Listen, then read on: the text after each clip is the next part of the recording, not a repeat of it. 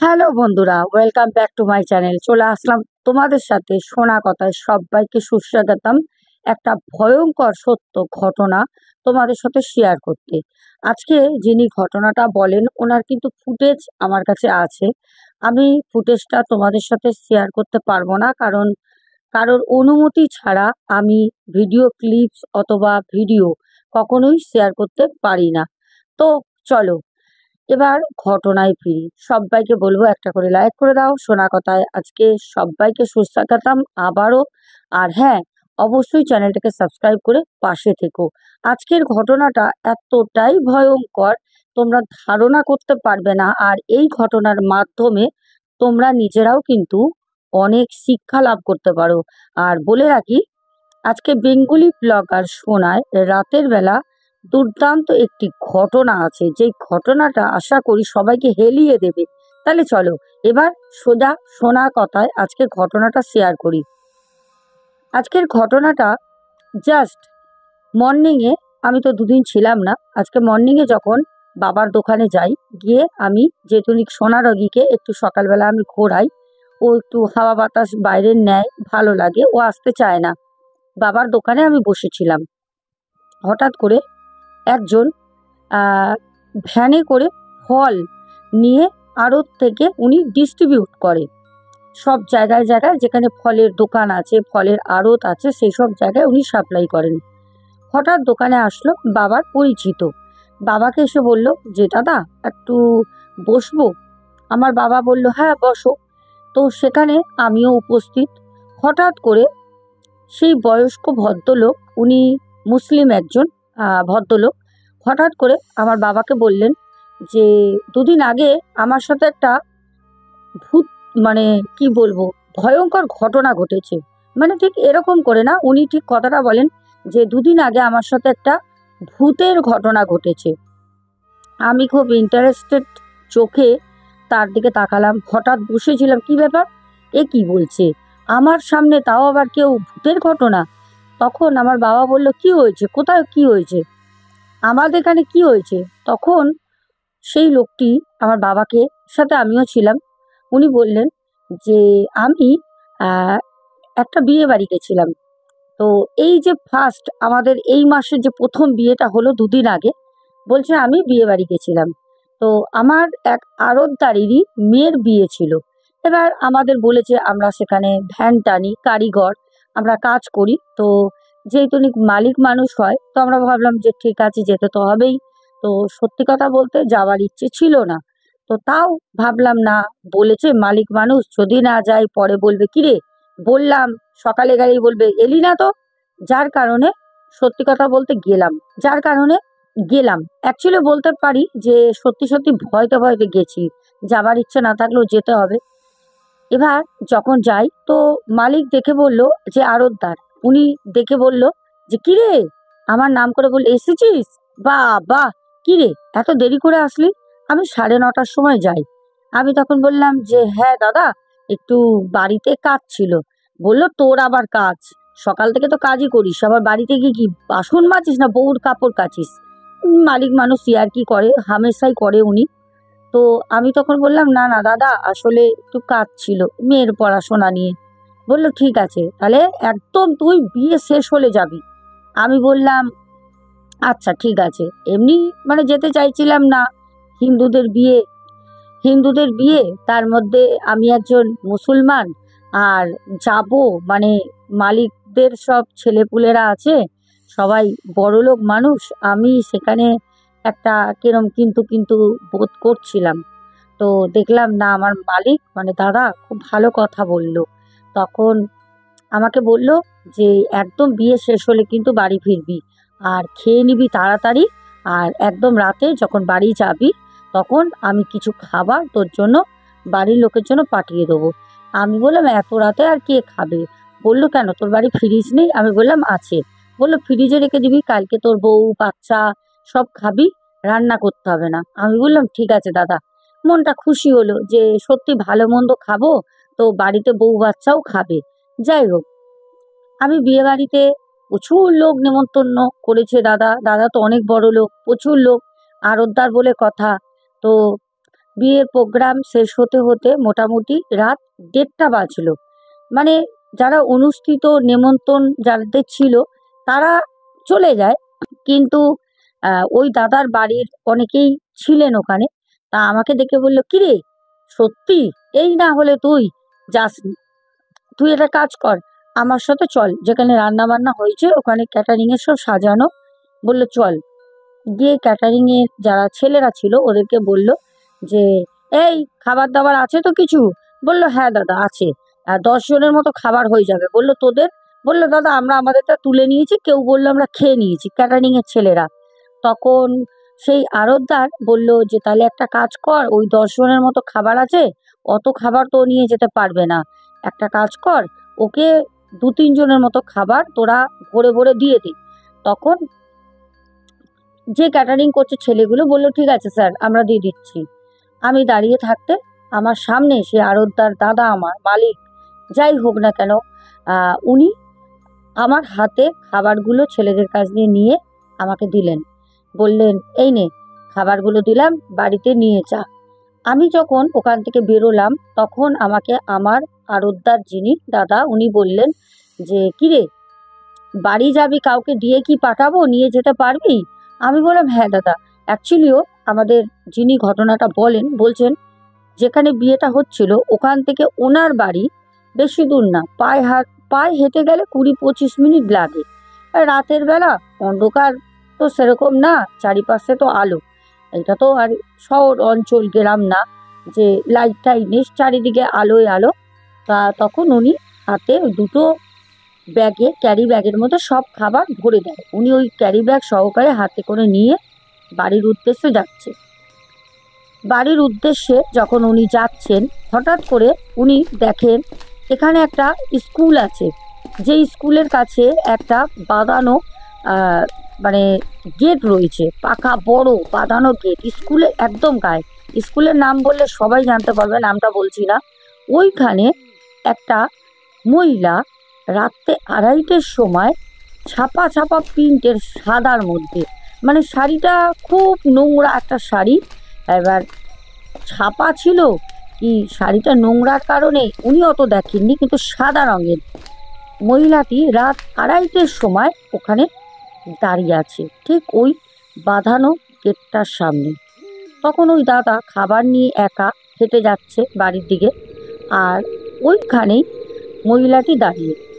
মহিলাটি একবার দেখে ওনার মতো উনি যাচ্ছে, কে না কে এত রাতে দাঁড়িয়ে রয়েছে, উনি আর সেই সব কিছু ভ্রুক্ষেপ করেননি, কারণ ওখানে দুদিকেই বাড়ি, ভাবছে হয়তো কেউ দাঁড়িয়ে রয়েছে বা কিছু কারণ কি না কি।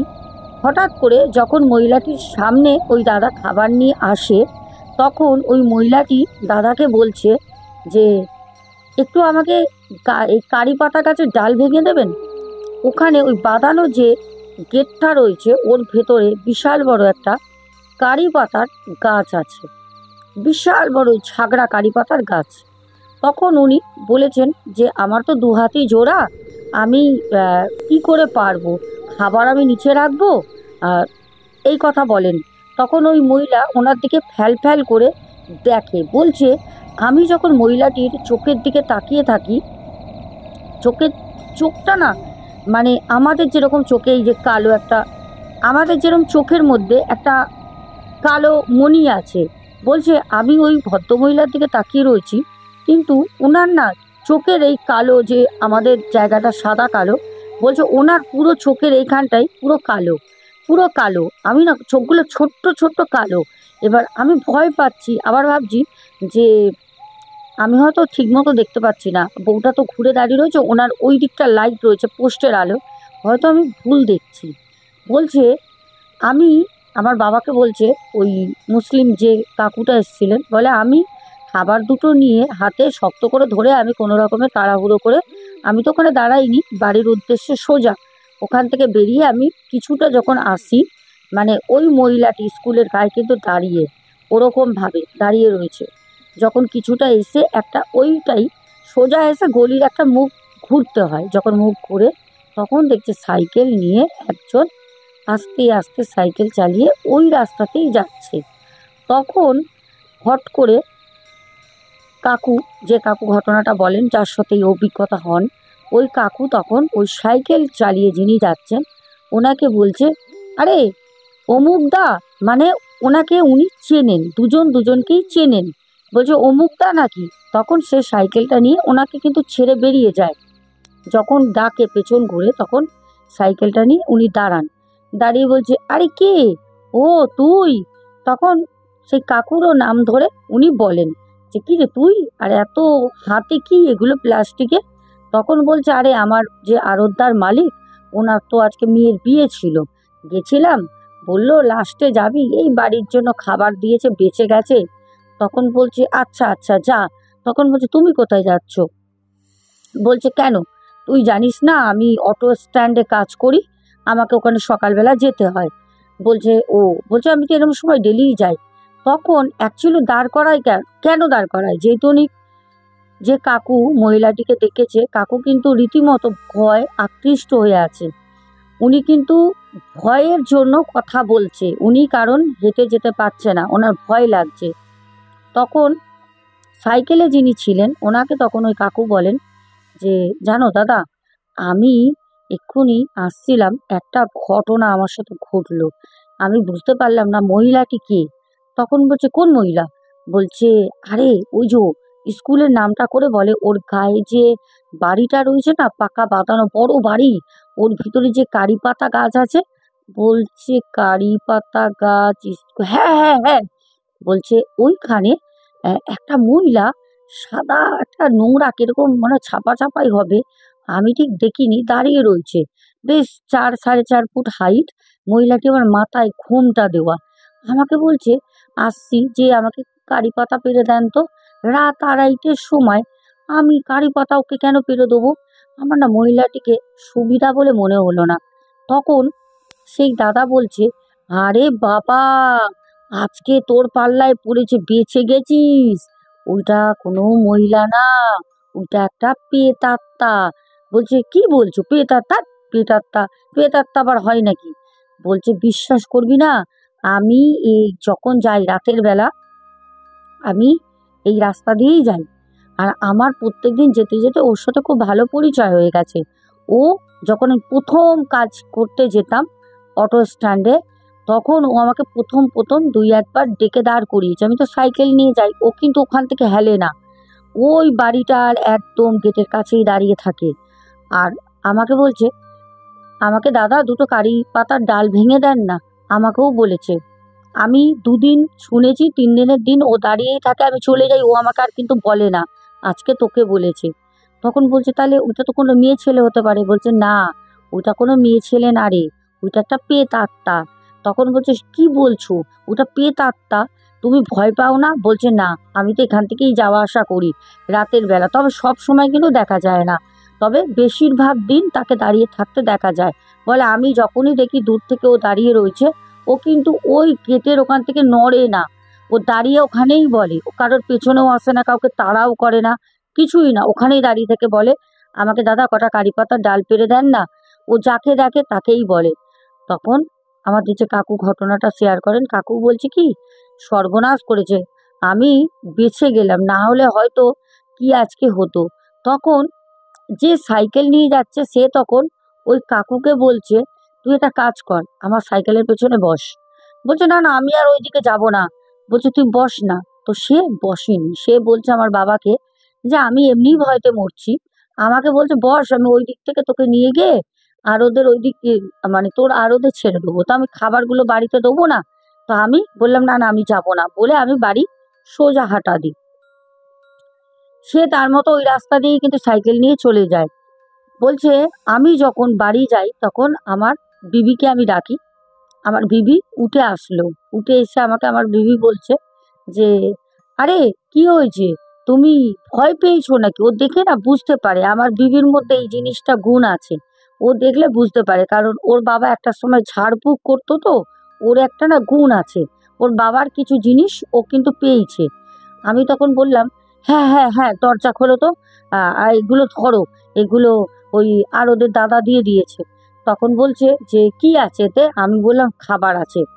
বলছে, আচ্ছা ঠিক আছে, তাহলে আমি নিয়ে গিয়ে পাত্রে রেখে ফ্রিজে ঢুকিয়ে দিচ্ছি। ভালো কথা। আমার বউ আমাকে কিছুক্ষণ পর, আমি তো গিয়ে গা হাত পা ধুয়ে শুয়ে পড়েছি, আমার বউ কিছুক্ষণ পর উঠেছে। ও ভোরবেলায় ওঠে, উঠে কাজ টাজ করে। আমার বউ আমাকে বলছে, আচ্ছা তুমি যে খাবার নিয়ে এসছো ওর মধ্যে তো কোনো মাংস নেই, শুধু মাংসর হাড়গুলো পড়ে রয়েছে। খাবারগুলো এনেছো, বিরিয়ানি রান্না হয়েছিল, সাদা ভাত, মাছ, জানি না কি দিয়েছিল, তবে বিরিয়ানি আমাকে দিয়েছিল। জানে আমরা মুসলমান বিরিয়ানি খেতে ভালোবাসি, মিষ্টি বিরিয়ানি, চাটনি এগুলো দিয়েছিল, আমি দেখেছি। কিন্তু আমার বউ বলছে বিরিয়ানি আছে, বিরিয়ানির মাংস নাকি নেই, হাড় রয়েছে। তো সে মালিক কখনোই হাড় তো আমাকে দিতে বলবে না, কারণ উনি দাঁড়িয়ে থেকে যারা খাবার পরিবেশন করছিল ছেলেদেরকে, ক্যাটারিং যারা বয় হয় তাদেরকে দিয়ে দিয়েছে, মাংস ছাড়া তো উনি হাড়গুলো দিতে দেবেন না। তো আমি তখন বললাম হয়তো মাংস শেষ হয়ে গেছিল, তাই জন্য হয়তো ওগুলোই দিয়েছে। তো বউ আর কোনো কথা বলেনি। সকালবেলা আমি যেরকম প্রত্যেকদিন আড়তে যাই, উঠে আমি আড়তে গেছি 8টার দিকে, তখন আমাকে মালিক এসছে। সেই মালিক মানে যার মেয়ের বিয়ে ছিল, আমাকে বলছে, দেখ আমি বেশিক্ষণ থাকবো না, যা যা জিনিস নিবি, তরমুজ আছে অনেক, তরমুজ নিতে পারিস, আঙুর নিতে পারিস, আপেল, এগুলো নিয়ে তাড়াতাড়ি বিল করে চালান কেটে চলে যা, কারণ আমি থাকবো না, এরপরে আবার তোর সাথে তো লোকের ঝামেলা হয়। তো এই কথা বলতে তখন এই কথা বলতে তখন এই কাকু বলে যে ঠিক আছে, বলছে আমি শুধু তরমুজ নিই, ভ্যান বোঝাই করে, তরমুজের সিজন এখন, তরমুজটা নিই। চালান করে যখন বেরোবো তখন আমাকে মালিক বলছে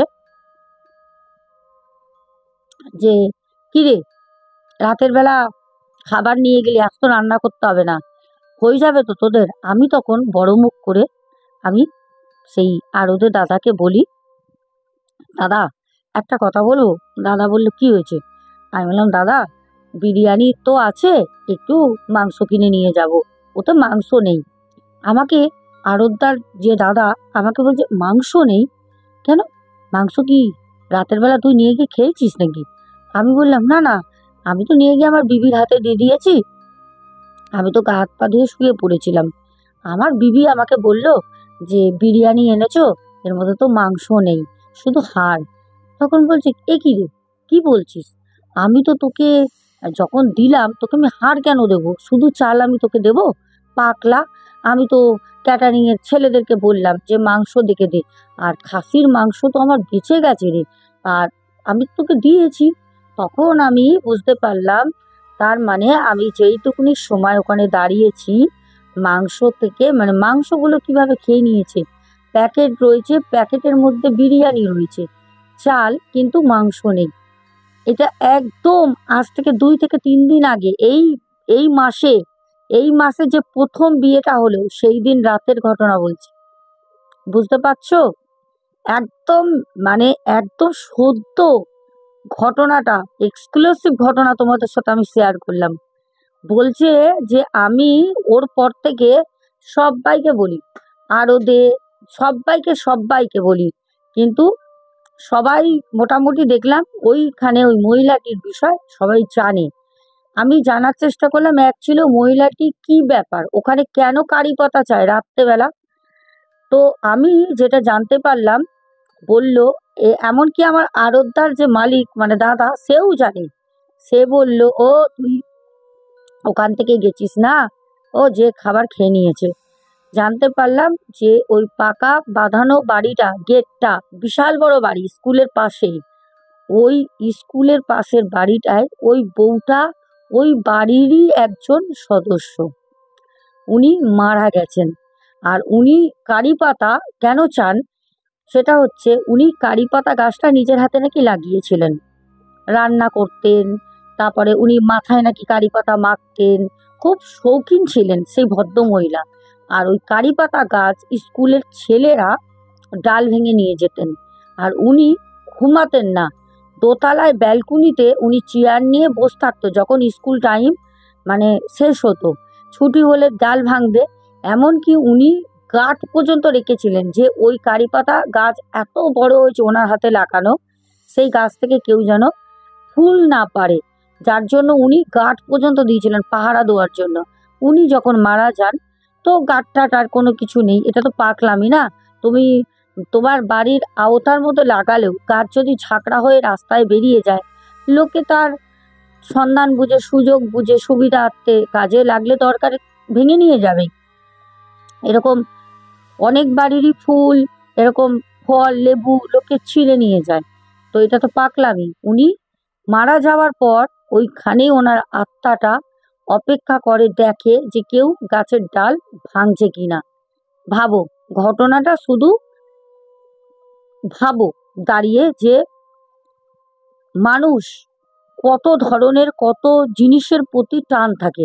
এই অনেক মানুষ বলে, ধরো আমাকে কেউ ভালোবাসে, আমাকে বলল তুই আমার এই জন্মে হলি না, ঠিক আছে আমি মরে গিয়েও তোর পেছু ছাড়বো না, আমি মরে গিয়েও তোর পেছু ছাড়বো না যতদিন না তুই আমার সাথে যাচ্ছিস।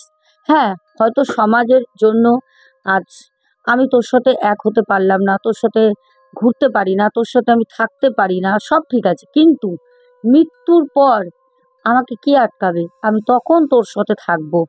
আর এই ঘটনাটা একদম এইটার সাথেই কিন্তু সত্যটা যায়, কারণ এটা কিন্তু কারিপাতা গাছ উনি নিজের হাতে লাগিয়েছিলেন বলে ওই গাছটা উনি এত ভালোবাসতেন, কেউ যাতে ডাল না ছেড়ে, তার জন্য ওনার আত্মা মৃত্যুর পরে এসব পাহারা দেয়। দিনের বেলা দেয় কিনা কেউ দেখেনি, কিন্তু রাতের বেলা ওনাকে প্রায় দেখা যায়। এই হচ্ছে ঘটনা। আর তোমাদের যে আমি শেষে কথা 2 লাইন বললাম, যে দর্শক বন্ধুরা মরে গিয়ে কথা দেওয়া, মানে আগে কথা দিল মরে যাবার পর তোমার পেছনে ঘুরছে। হ্যাঁ, কেন বললাম বলো তো? রাতে এরকমই একটি সত্য ঘটনা আসবে, যে খুব ভালোবাসতো, মৃত্যুর পরও কিন্তু তার পেছু ছাড়েনি। জানতে হবে আমাদের, যাকে ভালোবাসতো তাকে কি মৃত্যুর পর নিয়ে গেছে, না সে আজও জীবিত আছে? আর রাতে কিন্তু তোমাদের প্রশ্ন থাকবে, বেঙ্গলি ব্লগার শোনায়, খুব মনোযোগ সহকারে ঘটনাটা শুনবে। আজকে কিন্তু এখন আর কোনো আমি তোমাদেরকে প্রশ্ন করলাম না। কালকে আমাদের টিনা বলেছে বেঙ্গলি ব্লগার শোনায় যে দিদিভাই তুমি আগে কোশ্চেন করতে, সেটা আমার খুব ভালো লাগতো, তুমি এখন কেন করো না? তো আমি আজকে থেকেই টিনার কথা মতো আবারও প্রশ্ন কিন্তু ঘটনা শেষে করব, খুব মনোযোগ সহকারে শুনো। আর এখন আমি তোমাদের কিন্তু কমেন্টে কোনো নাম বলছি না, কারণ আজকে সোমবার, ফার্স্ট সপ্তাহের দিন আমি ঘটনা দিলাম। আজকে কমেন্ট করো, আগামীকাল থেকে একদম নিয়মিত তোমাদের কমেন্ট পড়বো। এখনের মতো আসছি, সবাই খুব ভালো থেকো। ঘটনাটা কেমন লাগলো অবশ্যই জানাতে ভুলো না। এখনের মতো টাটা, চলো।